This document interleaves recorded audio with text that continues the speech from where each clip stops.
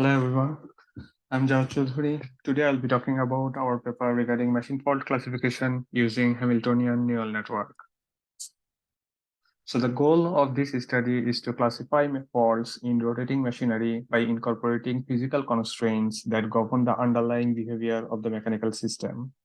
So if we look about, or if we think about the cost-effective methods for component reliability, we need schedule-based maintenance, regular monitoring.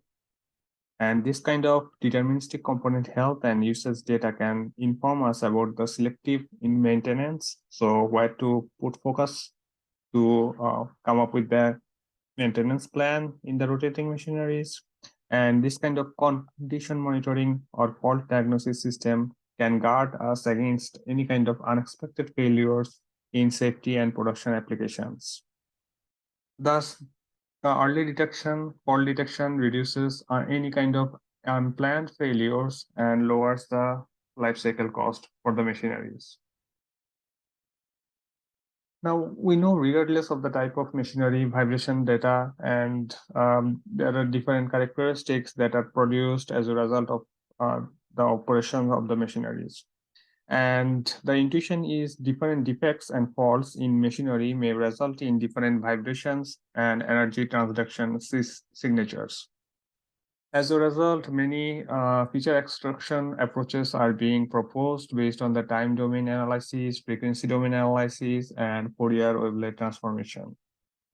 But the problem is these vibration data are huge. As a result, a recent trend is towards this feature extraction driven machine learning algorithm in finding unique features. So in our approach, we try to use a physics-based model instead of a data-driven model. So the problem with the data-driven model is we know that the neural network is kind of the universal approximator, and they can approximate almost any kind of functions we try to approximate from the training data. But the problem is when we try to train these models on a system which follows some underlying laws or rules, there is a problem with this data-driven model that sometimes they perform well on the training data or some domain, but if we try to apply them on some different domain, they doesn't work. And this kind of problem is known as the lack of generalization in machine learning models. As a result, in recent years, we have seen an emergence of physics-informed neural networks to go beyond the black box modeling and to respect the underlying physics in training by incorporating physical constraints.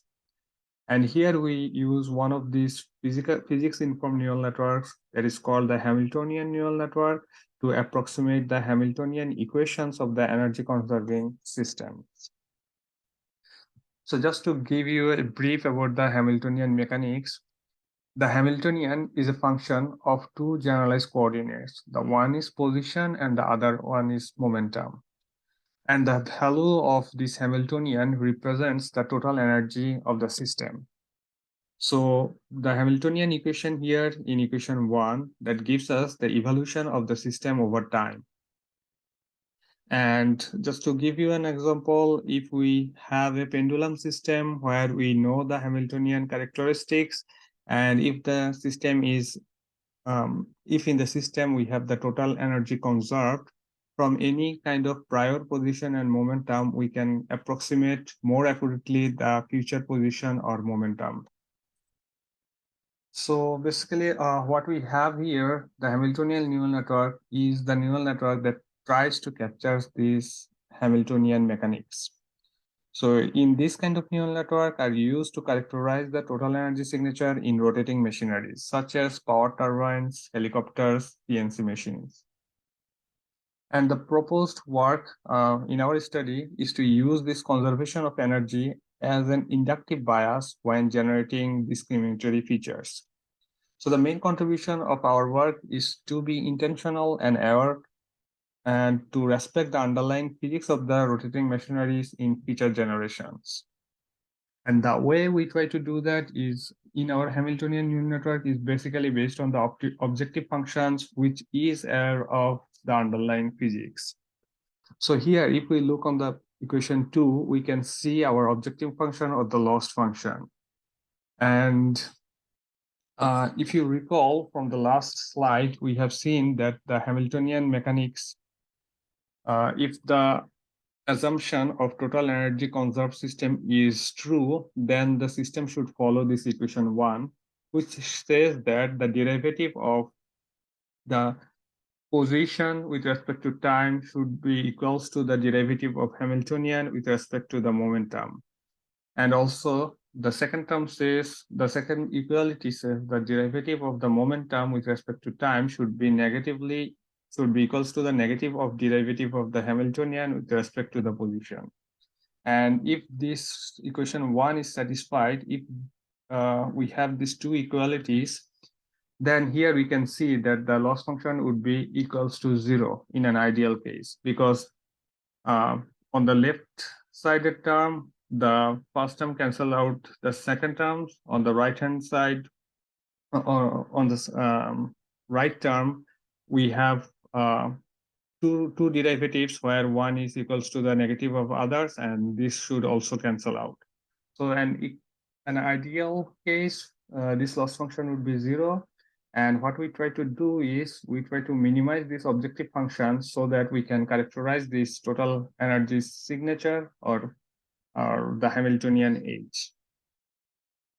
So again, just to highlight a bit more on the Hamiltonian neural network, we have already seen that or already talked about that in case of generalization of a system where there is some underlying laws that the system follows, normal or the data-driven model used to suffer from lack of generalizability. So here, an author from 2021, he has shown the difference between using the Bayesian neural network and the Hamiltonian neural network.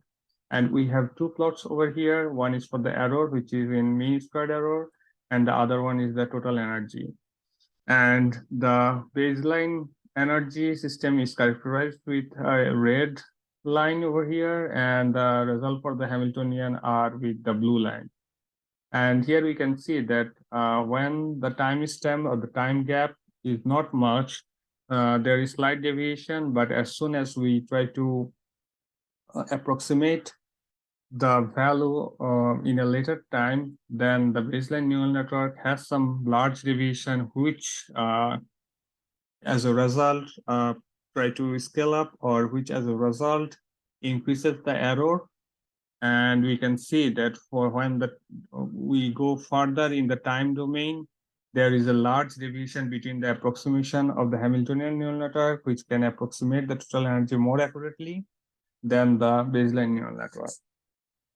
So in our experiment, the data set we have used is the empirical evolution is called the machinery fault database, which is from the Federal University of Rio de Janeiro, which are the data from a system where we have the motor which injects the energy, then we have a shaft and a rotor, and overhang bearing and underhang bearing.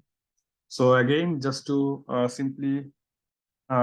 simplify our study, we have the goal to detect abnormal behavior, and the experiment introduces some defects. So we have some data from the normal operating conditions, and in some cases, there has been some defects induced in the system, and we try to collect those data. The database reflects those data, and the data we have here are basically based on the rotation frequency or speed, the data regarding the vibrations, and also the sound or acoustics. So if we try to look for the steps of our proposed approach, it is to learn the total energy signature of the system from the vibration data using Hamiltonian neural network. In our case, in the first system, we tried to develop the set of generalized coordinates, which is the position and momentum, from the raw vibration data using an autoencoder. And then we use these generalized coordinates to train a Hamiltonian neural network to fully characterize the total energy signature or function of the operating state. And finally, we use the parameters or parameter vector from this trained Hamiltonian neural network and use a off-the-shelf classifier to determine whether this data or this trained Hamiltonian neural network is from a normal operating condition machinery um, or a faulty one. So just to give you an overall graphical overview, here are the main steps of our proposed work. Here on the top part, we have this autoencoder where we inject this vibration data, speed data, and acoustic data. And in some hidden layer, as autoencoder works, we try to learn the lower dimensional representation of the generalized coordinates Q and P, which are the position and momentum. And after training this autoencoder with the normal operating data, we take this autoencoder and we try to use this autoencoder to learn the lower dimensional representation of all high dimensional vibration data. And then we feed these generalized coordinates into a Hamiltonian neural network to train it in such a way that satisfies our equation 2 or based on the objective function in equation 2, which is, as we already talked about, which will try to satisfy the equation 1 or the two equalities of the Hamiltonian mechanics. So after getting trained Hamiltonian neural network, we try to take the state of the neural network or the theta, which is the parameter vector, and we try to use it to train a off-the-shelf classifier. Now, in our case, we had a theta parameter or parameter vector with 41,000 parameters. So here we have used a dimensionality reduction strategy, which is the principal component analysis, to learn the lower dimensional representation of our parameter, and then trained a logistic regression or random forest to come up with the operating state of the machinery. So here are the results. First, we try to pose the problem as a multi-class problem. We have 6 different conditions where class 0 represents the normal operating condition and all other 5 represents the faulty conditions. Where we have class 1 and class 5 as horizontal shaft misalignment and vertical shaft misalignment. Class 2 is for the rotor imbalance. Class 3 and 4 is for the overhang bearing fault and underhang bearing fault.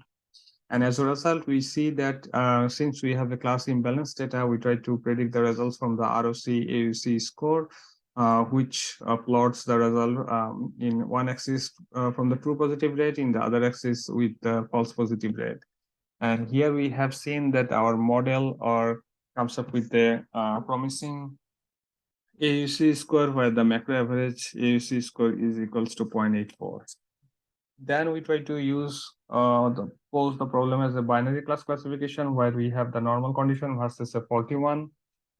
Here you can see that other than the horizontal misalignment, we have seen some promising results for all other binary cases. And the mesh model comes up with a macro average of AUC score as 0.78 for the binary class classification.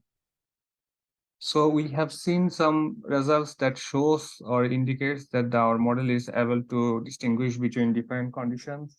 So here we try to see what is the underlying fact that the model was being able to capture. So in this slide, we have two different figures where in the left slide, we have fixed operating conditions and we have subplots from different or a variety of rotational speed. So on the left side, we have all the subplots from the normal operating conditions with different rotation speed. And here we can see that in all these subplots, 16 subplots, almost all the cases, we haven't noticed much change in the direction of the Hamiltonian or the phase portrait for all these 16 subfigures remains almost same. But we have seen some differences in the color, which indicates that we have some changes in the magnitude. But when we look for the right-hand side figure, here we have fixed the rotation speed, but we have changed the underlying operating conditions. So the subplots are for different operating conditions with similar rotational speed. And here we have found, like in almost all the cases, the changes in the phase direction or the phase portrait is almost noticeable. And also we have seen some changes in the color or the magnitude. So the main message here is, like, when we have a similar, when we fix the underlying condition but change the rotation speed, the phase portrait remains same, but the magnitude changes. But when we changes the underlying operating conditions, we have seen changes in both the phase direction and also in the magnitude. Finally, the Hamiltonian neural network are the conventional solution for a energy conserved system. But here we try to visualize the phase trajectory in different kinds of systems, where we have used the mass spring damper system with different damping ratios. So when the damping ratio is 0, this reflects the ideal mass spring system, or the case where the energy is conserved. But when the mass spring ratio is non-zero, and for different kind of damping ratio, we have different system that reflects the dissipative systems. And we have found, like, when the damping ratio is 0 or the case is ideal, we have seen an ideal ideal circle in red here, um, using the phase trajectory. But as soon as we increase the damping ratio, we see the shape of the trajectory change from the circle. And when we have the damping ratio, higher damping ratio, such as 2.0, we see the phase trajectory, which is here in the purple color, almost takes an shape of an ellipse. So even though the Hamiltonian neural network is not a conventional solution to the mass spring system, damper system, where with non-zero damping ratio, but we have found, like, the Hamiltonian neural network produces unique solutions or unique phase trajectories in different kind of dissipative systems, and which can help us to discriminate between different systems. So just to conclude the whole summary of the key takeaways from our study is, here we try to introduce a novel predictive model to discriminate between normal and abnormal operating conditions. And the model is based on the characterizing the total energy signature of the system, which is used or learned by the Hamiltonian neural network. And from our empirical result, we have seen that this suggests that the proposed physics-informed features are an excellent candidate to machine fault classification. And this is not just for the binary case of discriminating between the normal and abnormal operating conditions, but also we have found, like, it has been able to, we have seen some promising result even to classify different abnormal operating conditions. So with that, I conclude my presentation. I hope you like it. Thank you.